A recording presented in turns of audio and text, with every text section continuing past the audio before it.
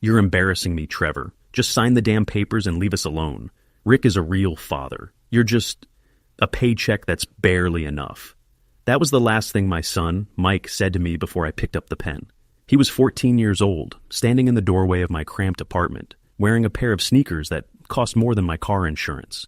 He didn't look at me. He looked at his mother, Kate, who was smirking in that way that used to make my stomach turn. She had her hand on the shoulder of Rick, her new husband, the finance guy who drove a leased Porsche and treated waiters like dirt. "Go on," Rick said, checking his gold watch. "We have a reservation at Nobu in 40 minutes. Don't make this drag out." I looked at the papers on the cheap laminate table. Termination of parental rights. Step-parent adoption consent. "Are you sure about this, Mike?" I asked one last time. My voice didn't shake. I was past shaking. I was in that cold, dead place you go when your heart has been ripped out and stomped on for 3 years straight. If I sign this, I'm not your dad anymore. Not legally, not in any way that counts on paper. You take his name, you become his son. Mike rolled his eyes. "That's the point, isn't it? Rick takes care of us. You just live in this dump. I want a name that actually means something." That broke it, the final thread. I uncapped the pen. The scratching sound on the paper was the only noise in the room. Signature, date, initials. I slid the stack across the table. "Done." Kate snatched them up like they were a winning lottery ticket. "Finally, you did one right thing in your life, Trevor. Don't expect a goodbye hug. Come on, boys. Let's go celebrate becoming a real family." They walked out. The door slammed. I heard them laughing in the hallway. Heard Mike calling Rick Dad loudly, just to make sure I heard it through the thin walls. I sat there for 3 hours in the dark. I didn't cry. I didn't drink. I just sat there and did the math in my head, over and over again. See, they thought I was a loser because I lived in a studio apartment and drove a 10-year-old Honda. They didn't know why I lived like that. They didn't care to know that I was sending Kate $4,500 a month in child support, plus covering Mike's $48,000 a year private school tuition, plus his health insurance, plus the extras Kate always demanded for camps and sports. I was stripping my life to the bone to fund their lifestyle, while Rick played the hero with money he clearly didn't have. But they had just made a fatal calculation error. A catastrophic one. 7 days later, my phone rang. I was at work. I'm a structural engineer. Not that Mike ever cared to ask when I saw Kate's name on the screen. I let it go to voicemail. It rang again immediately. Then a text. "Pick up. It's emergency." I put the phone on speaker and went back to typing my report. "This is Trevor. Where is the transfer?" Kate's voice was shrill. "It's the first of the month. The account is empty. I'm at the grocery store, and the card declined on the insufficient funds for the transfer account. Fix it. Now." I stopped typing. I took a sip of my coffee. "There won't be a transfer, Kate." "Excuse me? If you're trying to play some game because you're bitter about last week." "No game," I said calmly. "I'm following the court order. You guys rushed the expedited filing, remember? The judge signed off on the adoption 3 days ago. My lawyer sent me the confirmation yesterday morning." "So what? You still have to pay support. That's for Mike?" "Kate," I said, leaning back in my chair, "do you truly not understand what you forced me to sign? Rick adopted him. Legal adoption terminates the biological parent's rights and responsibilities. All of them. Rick is his father now. In the eyes of the law, I am a stranger. Strangers don't pay child support." The silence on the other end was heavy. Thick. "You're lying," she whispered. "Ask your lawyer. The one you bragged cost $500 an hour. I'm sure he explained this to you. But that's $4,500 a month. Plus the tuition," I added helpfully. "Don't forget the tuition. The semester bill is due next week. That's another $24,000. And the dental. Mike needs braces, right? That's on Rick now. Congratulations to the happy couple." "You can't do this," she screamed. "Rick doesn't have that kind of liquidity. His assets are all tied up in leases and credit card debt," I guessed. "Sounds like a personal problem. You wanted a rich dad for Mike. You got one. Enjoy Nobu." I hung up. Then I blocked her number. I didn't block Mike's number, but I didn't reach out either. I waited. The fallout was faster and more violent than I expected.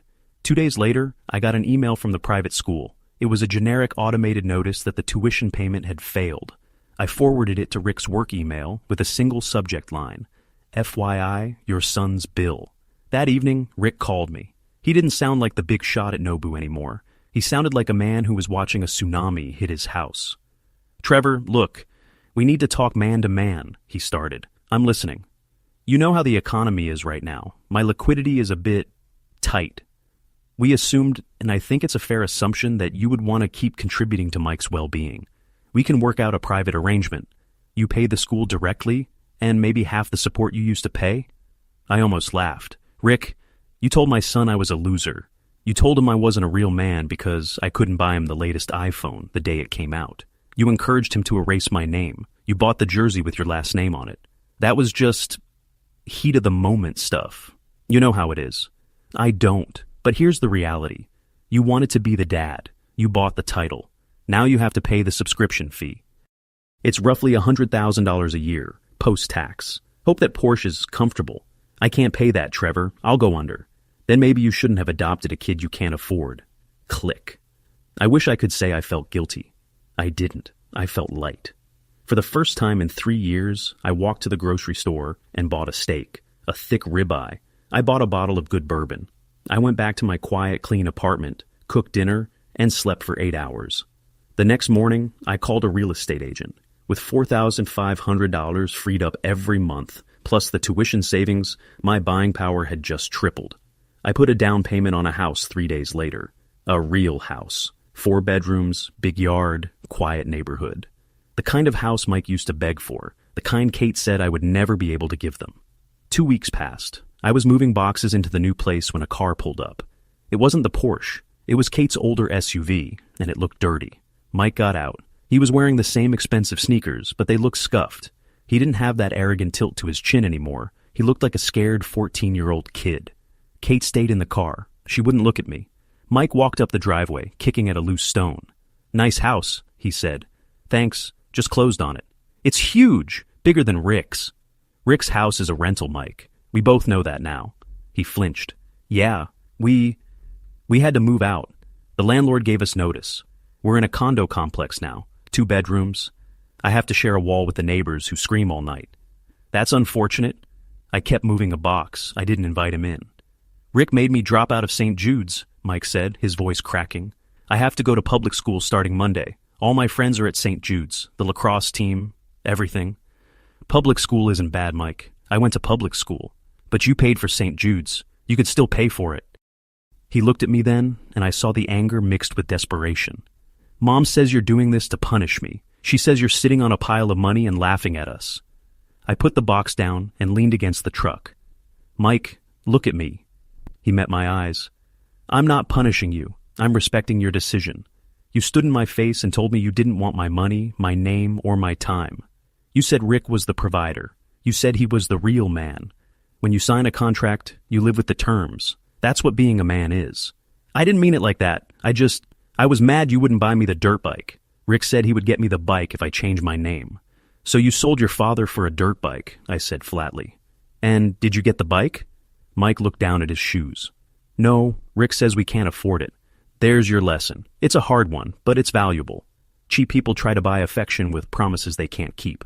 I bought your education and your safety with money I worked overtime for. You chose the promises. Can't you just undo it?" Tears were starting to well up now. "I can change my name back. We can go to the judge. It doesn't work like that. You aren't a library book, Mike. You don't check in and out. Rick is your father. He's legally responsible for you until you're 18. If he's failing to provide, your mother needs to take that up with him."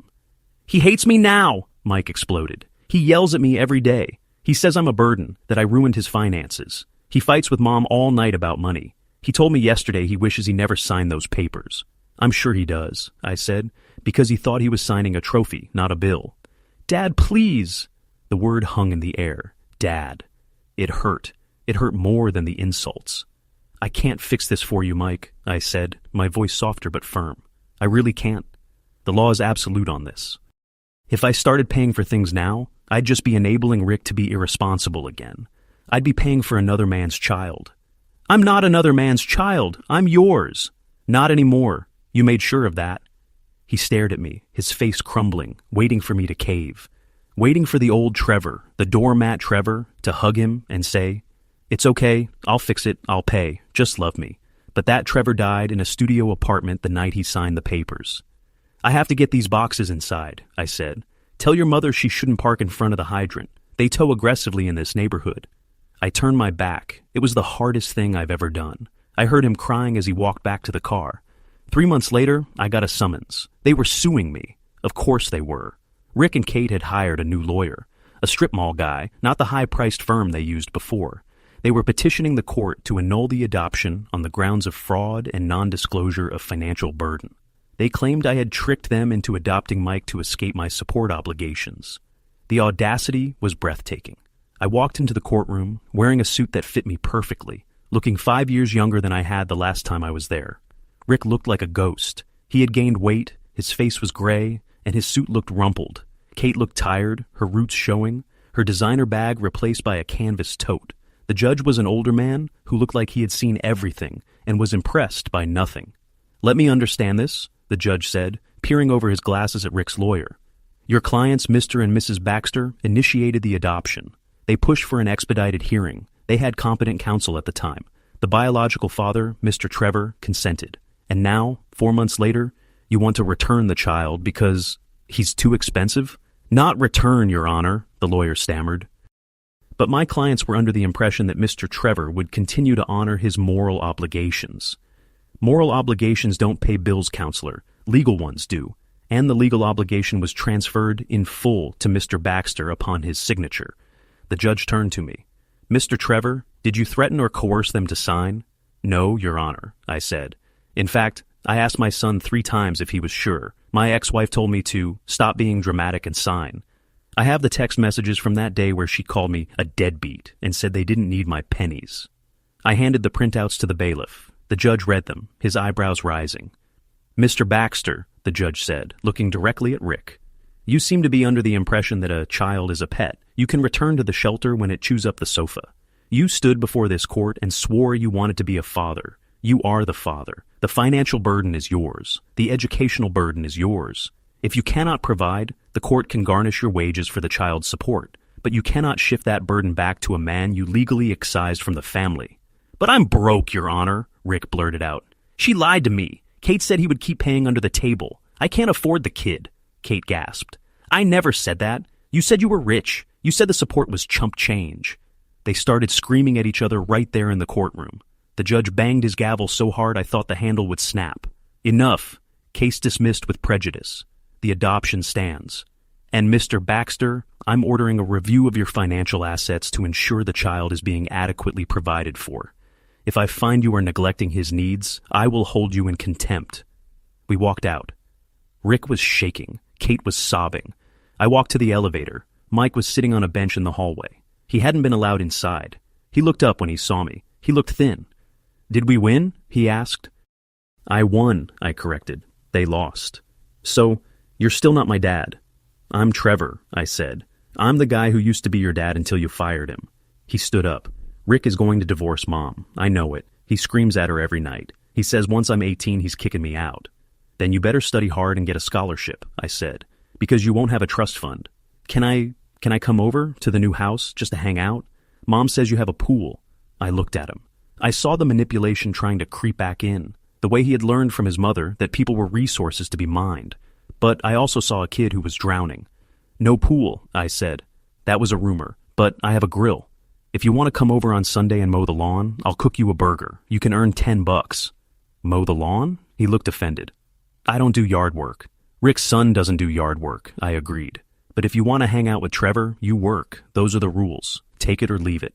He hesitated. He looked at his parents, who were still arguing by the water fountain, blaming each other for the ruin of their fake empire.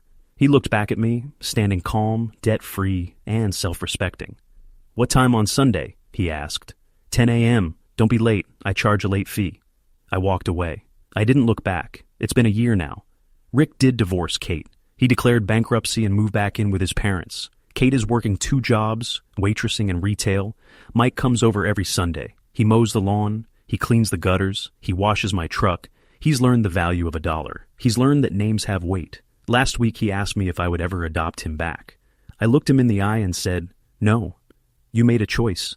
You live with the name you chose." He didn't cry. He just nodded and went back to raking the leaves. He's a better kid now than he ever was when I was paying for everything.